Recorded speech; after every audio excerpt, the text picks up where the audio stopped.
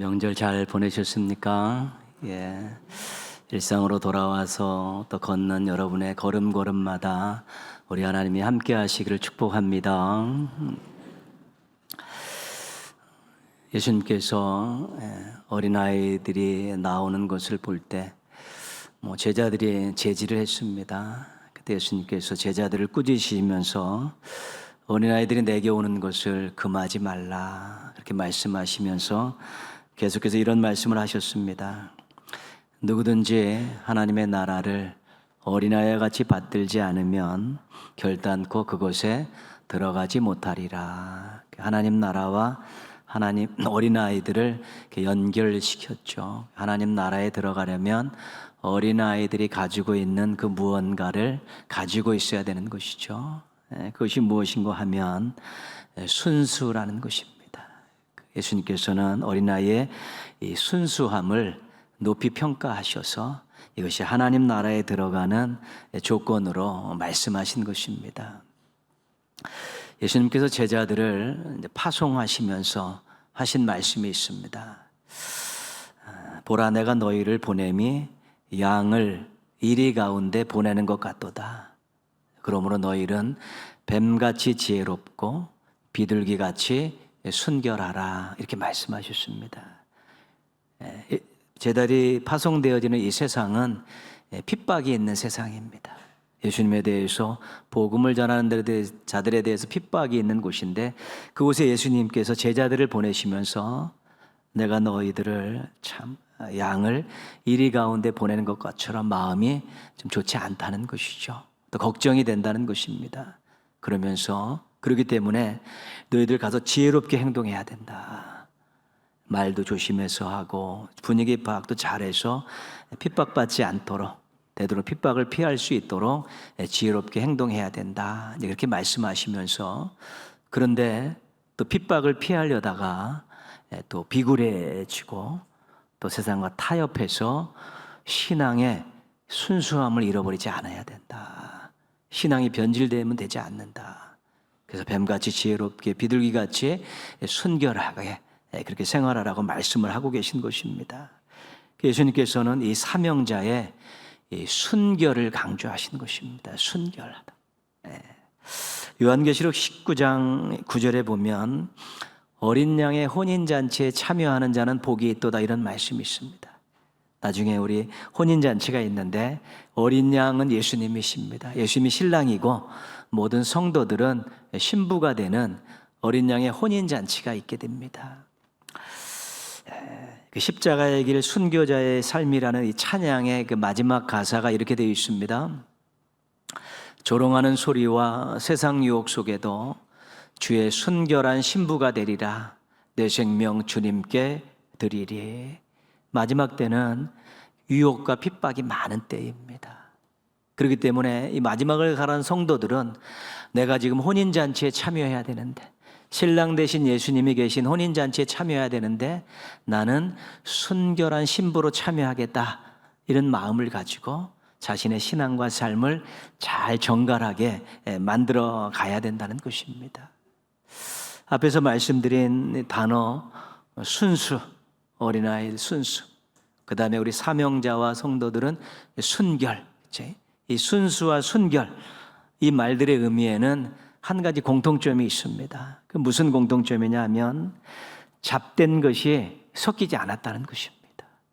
불순물이 들어가지 않았다는 것이죠. 순자는 그런 것입니다. 잡된 것이나 불순물이 들어가지 않은 것, 순자를 쓰고 있죠. 순수, 어린아이, 순결, 우리 사명자와 성도들 그렇습니다. 우리가 숨도 높다라는 말을 사용하지 않습니까? 특별히 어떻게 사용합니까? 우리가 보석, 금을 이야기할 때 그 순금은 무엇입니까? 순금. 그 금이 함량이 거의 100%는 없습니다. 100%에 가깝다. 그 순금이라고 이야기하는 것이죠. 순도가 높다는 것은 불순물들이 적다는 것이고 그 원래 고유의 함량들이 높다는 그런 뜻입니다. 성경에 보면 하나님께서는 우리의 신앙의 순도가 높기를 원하시는 것이죠. 순도 높은 신앙을 갖고 살기를 원하시는 것입니다. 우리의 신앙에 잡된 것들이 불순물들이 될 수 있으면 끼지 않았으면 좋은 것. 하나님께서 우리에게 순도 높은 신앙을 우리에게 요구하고 계신 것입니다. 물론 우리가 100%를 할 수는 없지만 그래도 불순물들을 제거하고 필요 없는 것들을 제거하며 우리가 순도 높은 그런 신앙의 알갱이들을 갖기에 하나님 앞에 쓰시기를 원하고 계신 것입니다. 여러분들의 신앙의 순도는 어떻습니까? 내 신앙의 순도가 높다, 어느 정도 된다, 아니면 신앙의 순도가 많이 떨어진 것은 아닌가, 이런 걱정을 하고 계신 건 아닙니까? 자신의 신앙의 순도를 살펴보는 거 굉장히 중요합니다. 순도가 높을수록 하나님과의 관계가 좋고 즐거움이 있고 또 담대함도 생기고 삶에 참으로 하나님이 함께 하신 증거들을 많이 경험할 수 있기 때문에 그렇습니다. 신명기는 출애굽한 이스라엘 백성들이 40년이 지난 후에 모압 평지, 요단강 동편 모압 평지라는 곳에서 하나님께서 모세를 통해 주신 말씀을 묶어놓은 책입니다. 모세의 설교 형태로 되어 있습니다. 모세가 한 3번 정도 이렇게 큰 묶음으로 성도를 한 것이죠. 지금 모압 평지에 모여 있는 이스라엘 백성들은 출애굽 2세대입니다. 애굽에서 나온 출애굽 1세대는 광야에서 거의 다 죽었습니다. 가나안에 들어가지 못하도록 하나님께서 제지하신 것이죠. 대부분 다 죽고 지금 모압 평지에 있는 이스라엘 백성들은 출애굽 2세대입니다. 출애굽 1세대는 시내산에서 하나님께서 모세에게 주신 그 율법을 가지고 많이 가르침을 받고 배움을 받은 사람들입니다. 율법을 어느 정도 알고 있는 사람인데 광야 40년을 거치면서 거기서 태어났고 어린아이들은 이제 모압 평지에 왔을 때는 율법에 대해서 잘 모르는 것입니다. 모세가 가나안 땅에 들어가기 전에 다시 한번 그 율법을 그들에게 가르치고 있는 것이죠. 왜냐하면 율법을 잘 알아야, 하나님 말씀을 잘 알아야지 약속의 땅 가나안 땅에 들어가서 하나님의 백성답게 살 수 있기 때문에 그렇습니다. 가나안 땅에는 다른 신을 섬기는 잡족들이 많이 있습니다. 7개 족속들이 분포되어 있습니다. 문화도 굉장히 이방 문화입니다.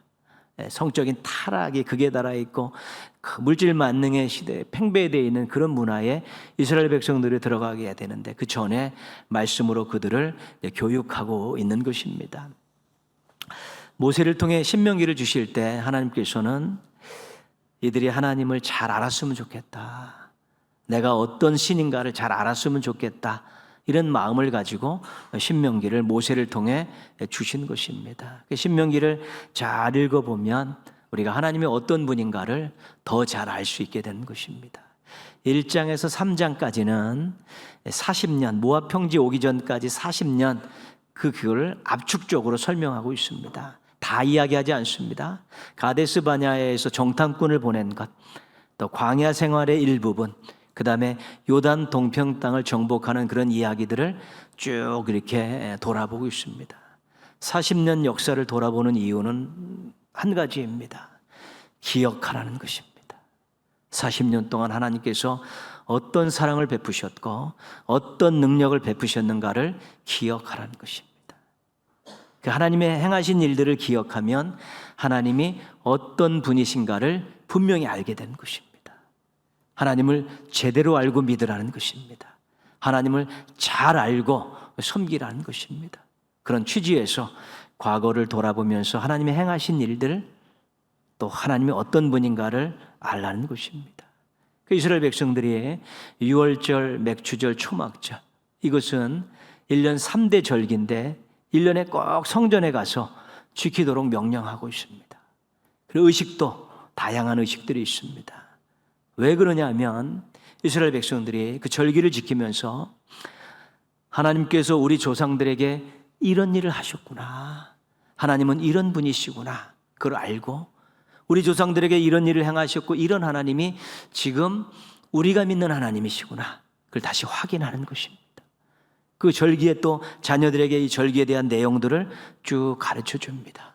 그러면서 부모, 우리가 믿은 하나님이 이런 일을 행하신 이 하나님이 바로 너희를 인도하시고 너희를 이끌어 가실 그런 하나님이다, 이것을 가르치고 있는 것입니다. 조상들의 하나님, 부모 세대의 하나님, 자녀 세대의 하나님이 똑같은 하나님이라는 것이죠. 조상들의 하나님이 행하시던 놀라운 능력이 부모 세대에도 자녀 세대에도 똑같이 임할 수 있다는 것입니다. 부모 세대에 믿었던 하나님, 조상들이 믿었던 하나님, 부모 세대에 믿었던 자녀들이 믿는 그 하나님은 동일한 분이라는 것을 가르쳐 주는 것입니다. 그래서 과거를 돌아보며 하나님이 이런 일을 하셨지, 우리에게도 하실 수 있다, 우리 자녀들에게도 하실 수 있다. 하나님이 이런 사랑을 베푸셨지, 우리 조상들에게, 우리에게도 이런 사랑을 지금 베풀고 계시고 우리 자녀들에게도 이런 사랑을 베푸실 것이다.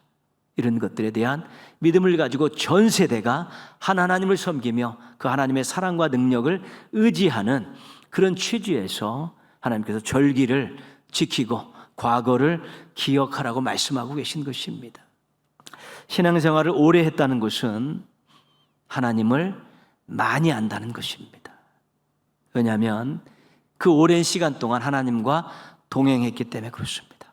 그 기간 동안에 하나님께 엄청나게 많은 사랑을 받았고 그 기간 동안에 하나님의 엄청난 능력을 경험했습니다. 신앙생활을 시작해서 오늘까지 반복돼서 수도 없이 많은 예배를 드렸고 끊임없이 하나님 앞에 기도하면서 응답을 받았습니다. 그 정도 세월 동안에 하나님과 동행하고 하나님의 사랑과 능력을 경험하고 예배를 드리고 기도를 드리고 응답을 받았으면 하나님을 잘 아는 것이고 많이 아는 것입니다. 그 정도로 하나님을 잘 알고 많이 아는 사람이 어디 있습니까? 그러면 그 오랜 세월 하나님과 함께하면서 하나님을 많이 알고 잘 알았으면 누구 얘기를 많이 해야 됩니까? 하나님 이야기, 할 얘기가 많은 것입니다. 나와 동행하신 하나님, 사랑을 베푸신 하나님, 능력을 베푸신 하나님, 나의 예배를 받으신 하나님, 기도를 들어주시고 응답해 주신 하나님, 이런 것들을 얼마나 많이 경험했으니까 하나님 이야기, 할 얘기가 무진장 많은 것입니다.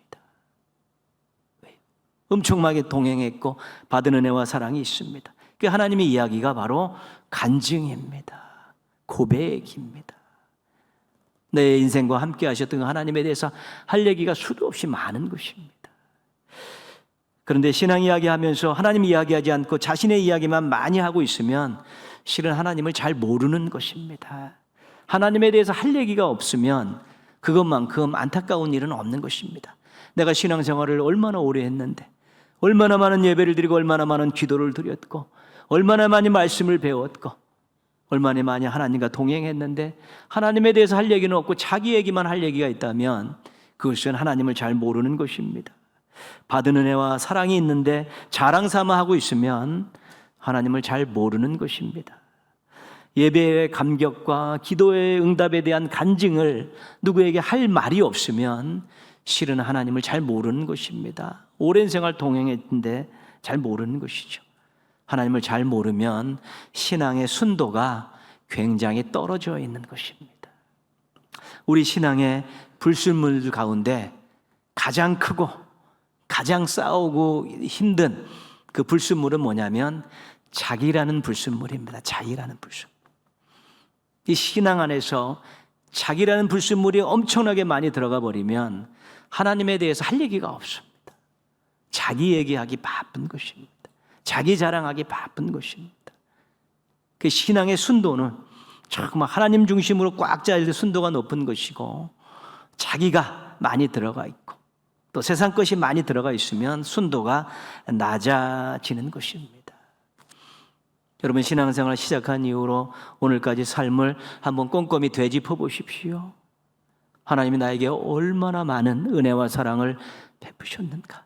하나님이 내 기도에 얼마나 많이 응답해 주셨고 내가 기도하지도 않았는데 원하지도 않았는데 얼마나 하나님 나를 도와주시고 이끌어 주시고 인도하셨는가.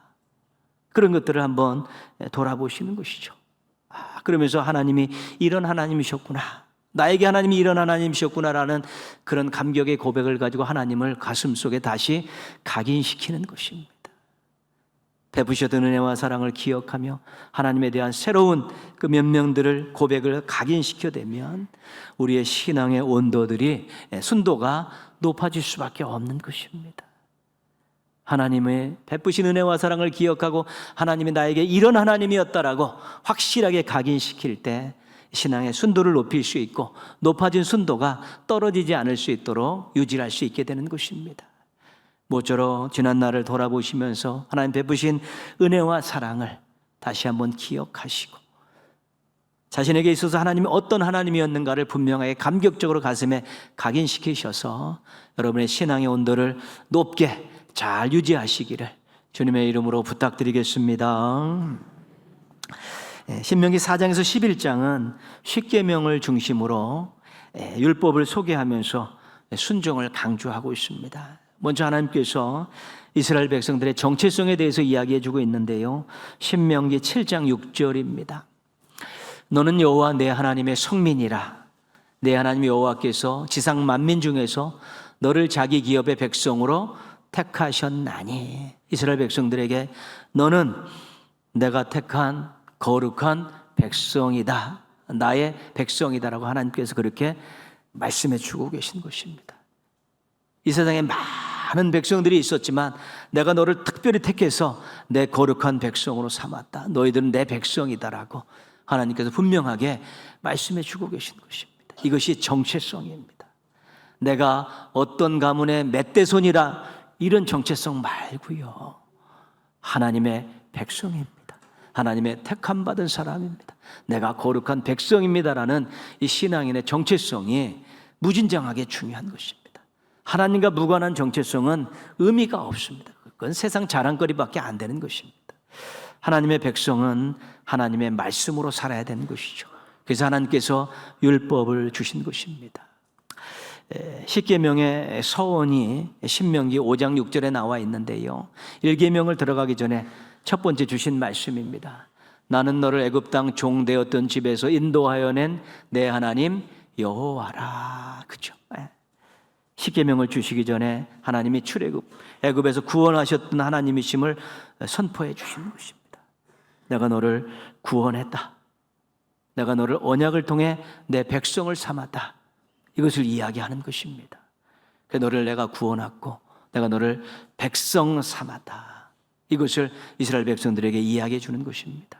그런데 구원받고 백성 삼는 일은 이스라엘 백성들이 죽었다 깨어나다 할 수 없는 일입니다. 이것은 하나님만이 사랑을 가지고 능력을 가지고 행하신 신적 사건입니다. 선물로 주어진 것입니다. 그것을 기억하라는 것입니다. 이스라엘 백성들은 하나님 앞에 나아갈 때 이 사실을 잊지 않기를 원하신 것입니다. 제사를 드리러 나갈 때 누구에게 제사를 드린? 우리를 구원해 주시고 백성 삼으신 하나님께 제사를 드리러 나가는 것입니다. 하나님의 말씀을 들으러 갈 때, 말씀을 받을 때 자신들을 구원해 주시고 백성 삼으신 하나님께 그 말씀을 받으러 나가는 것입니다. 이것을 잃어버렸을 때 제사가 형식화되고 말씀을 무시하고 불순종하는 일들이 생겨나는 것입니다. 이스라엘 백성들이 결국 나중에 멸망당합니다. 멸망당한 이유는 두 가지입니다. 하나는 우상숭배, 하나는 불순종입니다. 예언자들이 끊임없이 이렇게 형식화되고 타락한 예배를 집어치우라고 얘기를 하면서 하나님 말씀에 순종하며 살라고 아주 심하게 이스라엘 백성들을 질타했습니다. 그런데 그들이 그 말씀을 듣지 않고 돌아오지 않아서 구원해 주신 하나님, 백성 삼으신 하나님이라는 이 고백을 잊어버리고 제사를 타락시키고 하나님 말씀에 불순종했을 때 그들이 멸망이라는 비운의 역사의 주인공들이 될 수밖에 없었던 것입니다. 구원과 자녀 삼으심, 우리의 이야기입니다. 하나님께서 우리를 구원해 주셨고 우리를 자녀 삼아 주셨습니다. 그래서 우리를 예배를 드리러 나갈 때 누구에게 예배를 드리러 나갑니까? 우리를 구원해 주시고 자녀 삼아 주신 하나님께 예배를 드리러 나가는 것입니다. 하나님의 말씀 앞에 섰을 때 우리를 구원해 주시고 우리를 자녀 삼아 주신 하나님의 말씀으로 알고 우리가 듣고 읽고 받아들이는 것입니다. 그럴 때 진정한 예배를 드릴 수 있고 그럴 때 순종의 삶으로 나아갈 수 있는 것입니다. 우리는 그 누구도 줄 수 없는 구원과 하나님 자녀 삼아 주심, 이런 놀라운 선물을 받은 사람들입니다. 하나님이 주셨습니다. 그 주신 하나님을 늘 생각하면서 예배를 드리고 말씀을 받고 일상의 삶을 살아가야 되는 것입니다. 거기에 우리의 행복이 있고 하나님의 영광이 있기 때문에 그렇습니다. 이스라엘 백성들이 이 사실을 잊지 않게 하기 위해서 하나님께서 강조하신 내용이 있습니다. 신명기 5장 이 6절에서 21절에 십계명 전체가 들어가 있습니다. 근데 특별히 1계명입니다. 1계명은 이렇게 되어 있습니다. 나 외에는 다른 신들을 내게 두지 말지니라. 그렇죠. 하나님만, 하나님도 아니고 하나님만을 이야기하고 있는 것입니다. 하나님에 대한 신앙에 불순물이 섞이지 않게 하라는 것입니다. 예수님께서 이런 말씀을 하셨습니다. 너희가 하나님과 재물을 겸하여 섬길 수 없느니라. 하나님 섬길 때 하나님과 이 돈이 함께 섞여져서 그렇게 섬길 수 있다는 것입니다. 그 불순은 빼버려야 되는데 빼지 못하는 것입니다. 돈이 얼마나 중요합니까? 우리 일상을 살아가고 우리 행복을 영위하는데 너무너무 필요하기 때문에 우리가 하루 몇 시간씩 나가서 돈 벌기 위해 노력하지 않습니까? 그게 중요한 것인데 하나님 섬김에 있어서는 그것도 불순물일 수밖에 없다는 것입니다. 나 외에 다른 신을 잊게 말지어다. 오늘 읽었던 말씀, 본문 4절 말씀 보시면 이런 말씀이 있습니다. 이스라엘아 들으라. 우리 하나님 여호와는 오직 유일한 여호와시니. 유일이라는 말은 무엇입니까? 오직 한 분이라는 뜻입니다. 이스라엘 백성들에게 이야기하는 것이죠. 하나님 위에 다른 것들을 갖다 붙이지 말라는 것입니다. 하나님밖에 없다라는 것입니다. 그래서 우리가 유일신 신앙은 무엇인가 하면 이 세상에 잡다한 신들이 많은데 참된 신은 하나님밖에 없습니다. 그런 뜻이고요. 또 하나 이스라엘 백성들에게는 우리를 구원하시고 우리를 백성 삼으신 신은 하나님밖에 없습니다. 우리를 구원해 주시고 우리를 자녀 삼아 주신 신은 하나님밖에 없습니다라는 뜻의 그런 의미의 유일이라는 것입니다. 근데 구원하시도 않고 자녀 삼아 주시도 않은 엉뚱한 데 가서 예배드리고 섬기는 것입니다. 우리를 구원하시도 않고 우리를 자녀 삼아 주시도 않은 곳에 가서 싹싹 빌면서 도움을 달라고 구하는 것입니다. 그것이 우상이고 그것이 우상 숭배고 하나님께서 진절머리 나게 싫어하시는 것입니다. 구원은 하나님이 하셨는데 자녀는 하나님이 삼아 주셨는데 엉뚱한 데 가서 예배드리고 엉뚱한 데 가서 절하고 엉뚱한 거 섬기면서 엉뚱한 거 사랑하면서 살기 때문에 하나님께서 그 부분에 대해서 너무너무 싫어하시는 것입니다. 혜택은 하나님께 다 받아놓고 영광은 다른 곳에 가서 돌리고 모든 선물은 하나님께 다 받아놓고 섬기는 것, 의지하는 것은 다른 것들을 의지하고 사는 것만큼 하나님 가슴을 아파하는 것이 없는 것입니다. 그래서 너는 나 외에 다른 신을 섬기지 마라. 오직 하나님이 유일하신 하나님이다라고 이야기하는 것입니다. 10계명 2계명입니다. 너는 자기를 위하여 우상을 만들지 말고 절하지 말며 섬기지 말라. 그렇잖아요. 불순물 섞이지 말라. 하나님 섬기는데 불순물 담지 말라는 것입니다. 아니면 다른 것을 섬기지 말라는 것이지.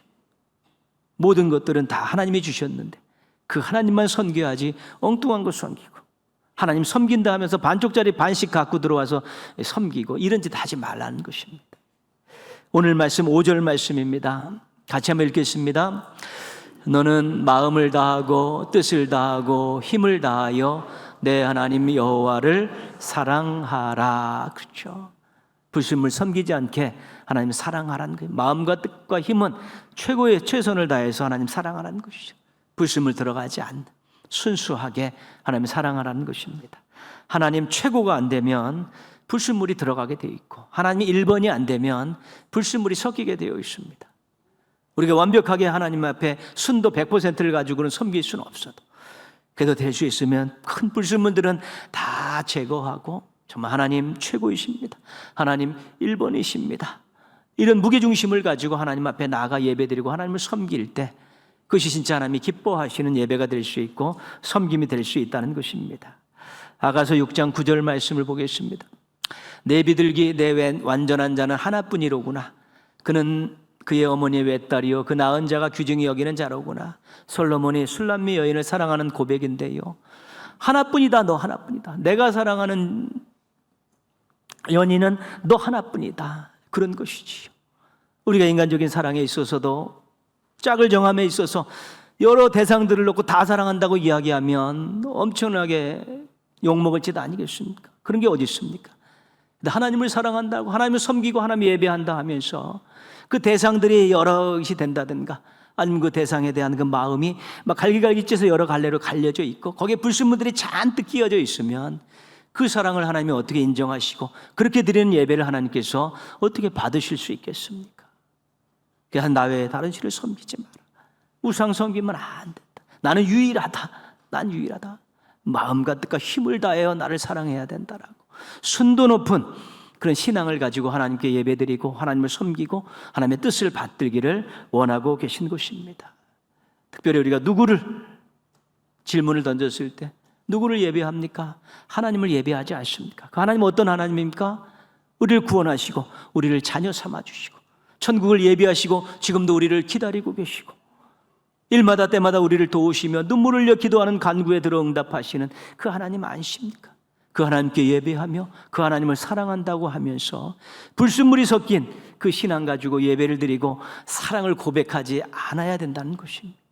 어떻게 하면 순도 높은 신앙을 유지하면서 하나님께 예배를 드리고 하나님을 사랑한다고 고백할 수 있을까? 이런 마음들을 우리가 준비하자는 것입니다. 특별히 예배는 너무너무 중요한 것입니다. 예배는 우리가 순도 높은 신앙을 가지고 예배를 드려서 예배를 잘 드리고 하나님 기쁨을 드리고 하나님의 말씀을 잘 받으면 우리가 한 주간 살아감에 있어서도 그 마음 가지고 그 정성 가지고 그 말씀 붙들고 살게 되면 정말 멋진 삶을 살아낼 수 있게 되는 것입니다. 근데 순도 높은 신앙을 가지고 하나님께 예배드리지 못하고 그냥 그럭저럭 시간 보내고 가면 일주일의 삶이 퍽퍽할 수밖에 없는 것입니다. 하나님 무관한 삶을 살기도 하고 하나님 기뻐하시지 않는 그러한 모습을 보일 수도 있게 되는 것입니다. 늘 예배 자리에 나올 때마다 누구를 예배하는가? 그 하나님이 나에게 어떤 하나님인가? 나는 어떤 마음을 가지고 예배를 드려야 되는가? 이런 거 꼭 기억하셔서 여러분의 순도 높은 신앙을 가지고 하나님께 예배를 드리고 삶에 가셔서는 또 순도 높은 신앙을 가지고 삶의 예배를 잘 드리셔서 하나님을 기쁘시게 해드리고 여러분들은 삶 속에서 그리스도의 향기를 뿜으며 살아가는 멋쟁이 신앙인들 되시기를 주님의 이름으로 축원합니다. 기도하겠습니다.